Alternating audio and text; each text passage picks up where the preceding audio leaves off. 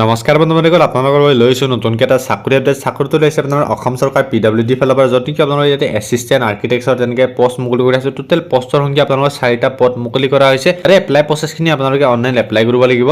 তো বন্ধুসকল, আপোনালোকৰ মাজৰ এই পষ্টসমূহত যিবোৰ কেণ্ডিডেটে ইণ্টাৰেষ্ট আৰু এলিজিবল হয় তেওঁলোকে পষ্টসমূহত এপ্লাই কৰিব পাৰিব। আৰু য'ত সম্পূৰ্ণ ইনফৰ্মেশ্যন কাৰণে ভিডিঅ'টো শেষলৈকে চাই থাকিব। আৰু চেনেলটো যদি নতুনকৈ আছে চেনেলটো ছাবস্ক্ৰাইব কৰি লওক, যাতে এনেকুৱা ধৰণৰ চাকৰি আপডেটসমূহ পাই থাকে। তো প্ৰথমতে আপোনালোকক ইয়াতে দিছে যিটো নেকি এপ্লাই কৰাৰ লাষ্ট ডেট, সেইটো আপোনালোকৰ 23 ফেব্ৰুৱাৰী 2025 দিয়া হৈছে। আৰু আপোনালোকৰ ইয়াতে নেম অফ পোষ্টটো আপোনালোকৰ এছিষ্টেণ্ট আৰ্কিটেক্টৰ পোষ্ট হয়। ইয়াতে টোটেল পোষ্টৰ সংখ্যাটো আপোনালোকৰ আছিলে 4টা পোষ্ট। আৰু আপোনালোকৰ ইয়াতে যিটো 4টা পদ মুকলি কৰা হৈছিলে সেই পদখিনি আপোনালোকৰ ইয়াতে কেটেগৰাইজ ভেকেঞ্চিবোৰ ভাগ কৰা হৈছে, যিটো নেকি ইউআৰ কেণ্ডিডেটৰ কাৰণে 2টা পোষ্ট, OBC MOBCৰ কাৰণে 1টা পোষ্ট, ST HCৰ কাৰণে 1টা পোষ্ট মুকলি কৰা হৈছে।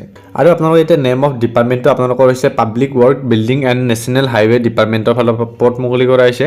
তাৰপাছত আপোনালোকৰ ইয়াতে দিয়া আছে পে স্কেল কিছুমান ডিটেইলছ, য'ত নেকি আপোনালোকৰ ষ্টাৰ্টিং দৰমহা 30,000ৰ পৰা 1,10,000 টকাৰ ভিতৰত হ'ব। তাৰপিছত আপোনালোকৰ এক্সট্ৰাকৈ গ্ৰেড পে থাকিব। গ্ৰেড পে আপোনালোকৰ 12,700 টকাকৈ পাব। তাৰপিছত আপোনালোকৰ ইয়াতে দিছে এলিজিবিলিটি ক্ৰাইটেৰিয়া কিছুমান ডিটেইলছ, য'ত নেকি প্ৰথমতে দিছে আপোনালোকৰ এজ লিমিটৰ বিষয়ে কিছুমান ডিটেইলছ, য'ত নেকি এজ লিমিট আপোনালোকে 21ৰ পৰা 38 বছৰলৈকে এপ্লাই কৰিব পাৰিব। তাৰপিছত আপোনালোকৰ ইয়াতে তলতে দিয়া আছে কিছুমান এক্সিলেশ্যন বিষয়ে কিছুমান ডিটেইলছ, য'ত নেকি SC কেণ্ডিডেটে এক্সিলেশ্যন 5 বছৰ পাব, ST কেণ্ডিডেটে 5 বছৰ, OBC MOBC কাৰণে 3 বছৰ, PWBD কেণ্ডিডেটে 10 বছৰলৈকে এক্সিলেশ্যন পাই যাব। তাৰপিছত আপোনালোকৰ ইয়াত দিছে এডুকেশ্যন কোৱালিফিকেশ্যন কিছুমান ডিটেইলছ, য'ত নেকি আপোনালোকৰ ইয়াতে এডুকেশ্যন কোৱালিফিকেশ্যন বেচেলাৰ ডিগ্ৰী বিচাৰিছে আৰ্কিটেক্সাৰ ফৰ। আপোনালোকৰ ইয়াতে গভৰ্ণমেণ্ট ৰিকগনাইজ ইউনিভাৰ্চিটিৰ পৰা যদি বেচেলাৰ ডিগ্ৰী কৰা আছে আৰ্কিটেক্সাৰ, তেনেহ'লে আপোনালোকে পোষ্টত এপ্লাই কৰিব পাৰিব। তাৰপিছত চিটিজেনশ্বিপ দিয়া হৈছে আপোনালোকৰ, চিটিজেনশ্বিপ মষ্ট বি আপোনালোকে ইয়াতে ইণ্ডিয়ান হ'ব লাগিব, তেনেহ'লে পোষ্টত এপ্লাই কৰিব পাৰিব। তাৰপিছত ৰেচিডেঞ্চিপ দিছে, মানে আপোনালোকৰ স্থায়ী বাসিন্দা, মানে স্থায়ী বাসিন্দা আপোনালোকে অসমৰ হ'ব লাগিব। তাৰপিছত আপোনালোকে ইয়াতে কিছুমান ডিটেইলছ দিছে, য'ত নেকি আপোনালোকে PRC বিচাৰিছে, এমপ্লয়মেণ্ট এক্সচেঞ্জৰ ৰেজিষ্ট্ৰেশ্যন কাৰ্ড বিচাৰিছে। এইখিনি যদি আপোনালোকৰ আছে তেনেহ'লে আপোনালোকে পোষ্টত এপ্লাই কৰিব পাৰিব। তাৰপিছত আপোনালোকৰ ইয়াতে দিছে এপ্লিকেশ্যন ফিজ কিছুমান ডিটেইলছ, য'ত নেকি জেনেৰেল EWS কেণ্ডিডেটে ইয়াতে পে'মেণ্ট কৰিব লাগিব 297.20 ৰুপিজ,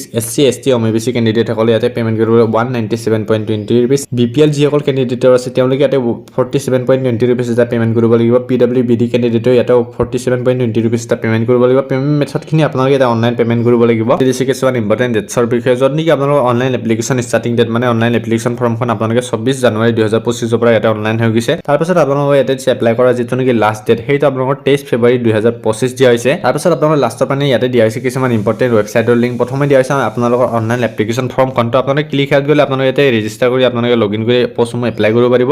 তাৰপিছত দিছে আপোনালোকৰ এডভাৰটাইজমেণ্ট ডিটেইলছ, আপোনালোকে এডভাৰটাইজমেণ্ট ডিটেইলছখন চেক কৰিব বুলি ভাবিলে আপোনালোকে ক্লিক হেয়াত গৈ পিনি আপোনালোকে চেক কৰিব পাৰিব। লাষ্টত দিয়া হৈছে আপোনালোকৰ অফিচিয়েল ৱেবছাইট চাবলৈ আপোনালোকে ক্লিক হেয়াত যাব লাগিব। এই সম্পূৰ্ণ লিংকখিনি আপোনালোকে ভিডিঅ'ৰ ডেছক্ৰিপশ্যনত পাই যাব, আপোনালোকে গৈ পিনি চেক কৰক। তো বন্ধুসকল, আজিৰ আপডেট ইমানেই আছিলে। এনেকুৱা ধৰণৰ চাকৰি পাই থাকিবলৈ চেনেলটো ছাবস্ক্ৰাইব কৰি লওক আৰু ভিডিঅ'টো লাইক কৰিবলৈ নাপাহৰিব। তো বন্ধুসকল, আজিলৈ জয় হিন্দ, জয় ভাৰত, বন্দে মাতৰম।